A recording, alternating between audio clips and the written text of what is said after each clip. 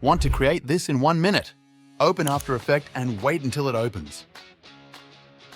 Import the video in After Effects. You can also get this video in description. But before that, hit the like button and save it here.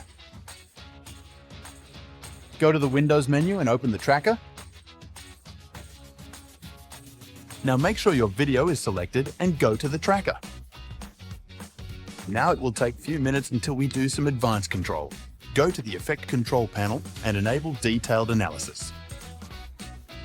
Now you can see dots on wall. If it is not, go to the Effect Control panel and increase or decrease the size of track point size. Now, go to the wall and right-click on any point.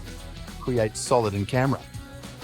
Now import your image or logo on top layer. Make sure this icon is enabled. Now enable this 3D icon of image. Hold Shift and drag the spiral-like icon to solid layer. To remove this solid color, you need to close this little eye icon. Now you can see the solid color is removed. Then we need to adjust the image position. To adjust this, go to the transform and set your image. Here we go. If you like this tutorial, then subscribe us for more.